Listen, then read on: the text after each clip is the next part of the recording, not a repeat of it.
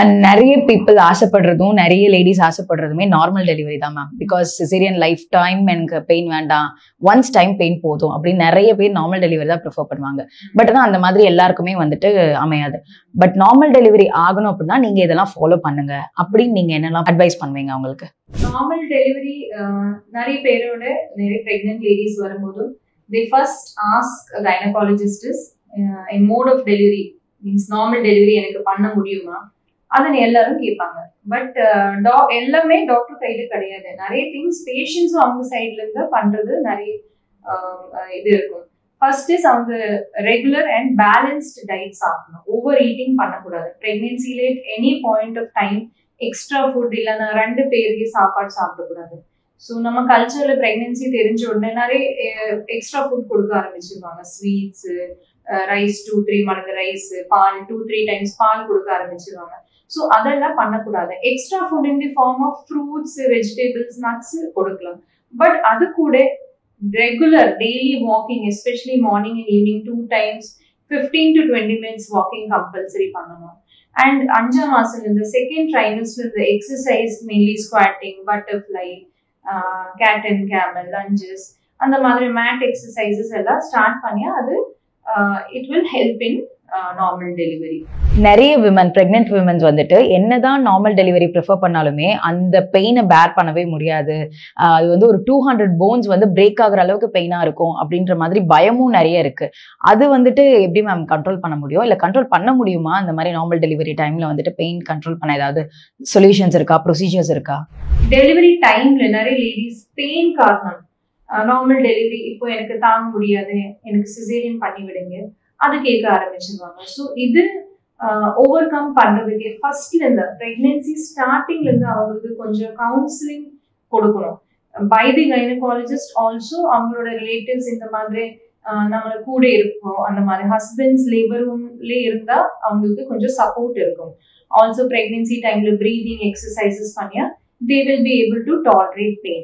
And recently இப்போ with the advanced science இப்போ painless delivery, that is epidural delivery வந்திருக்கு. வேர் பின்னாடி ஒரு இன்ஜெக்ஷன் மூலமா anesthetic drugs introduce பண்ணுவாங்க epidural spaceல.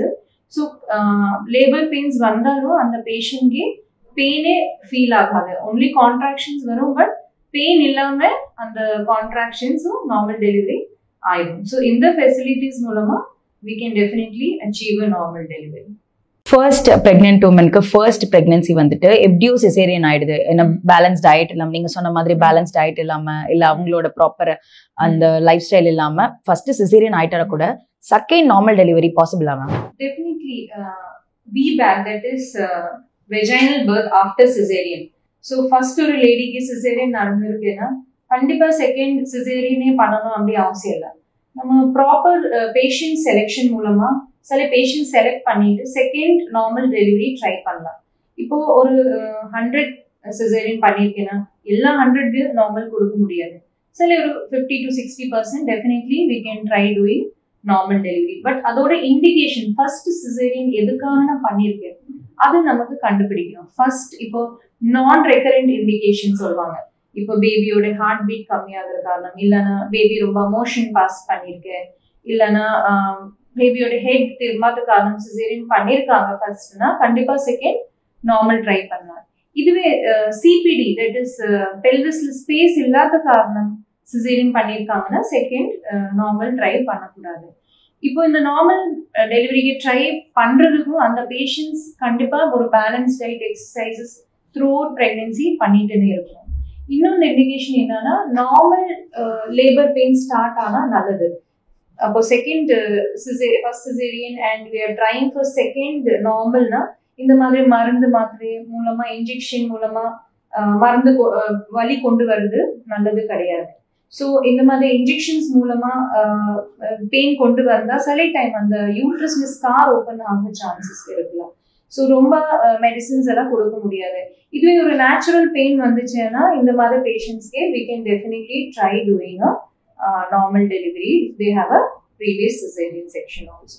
அது கூட சில டைம் நார்மல் ட்ரை பண்ணும்போது பேபியோட ஹார்ட் பீட் சேஞ்சஸ் வருது, இல்லைன்னா ப்ரோக்ரஸ் ஆஃப் லேபர் ஆகாம இருக்கிறதுனா 24 hours இந்த ஹாஸ்பிட்டல்ல சிசேரியன் செக்ஷன் பண்ற ஃபெசிலிட்டியும் இருக்கணும்.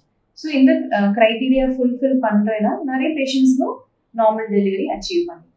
பிரெக்னன்சி டைம்ல, அதாவது கன்சீவ் ஆயிட்டாங்க அப்படின்னு கன்ஃபார்ம் பண்ண உடனே ஒரு 3 months டிராவலிங்லாம் பண்ணக்கூடாது அப்படின்னு நிறைய நம்ம கேள்விப்பட்டிருப்போம். அது உண்மையா மேம்? அப்படி இருந்துச்சு அப்படின்னா ஏன் அது பண்ணக்கூடாது? டிராவலிங் ஆஸ் பர் ப்ராப்ளம்ஸ் வராது பிரெக்னன்சில. பட் எதுக்கு டிராவல் பண்ணக்கூடாது ஃபர்ஸ்ட் 3 months சொல்லுவாங்கன்னா 30% சான்ஸ் ஆஃப் நேச்சுரல் அபார்ஷன்ஸே இருக்கு.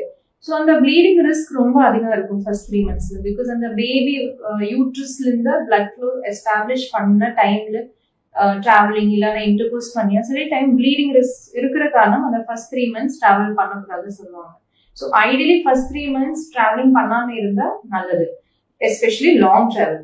But second trimester is very safe for travelling, especially 12 weeks to 28 to 30 weeks travel பண்றது best timing. Again last 1 to 1.5 months travel பண்ணாம இருந்தா நல்லது. எதுக்குன்னா high chances of getting into labour or bleeding risk இருக்கலாம்.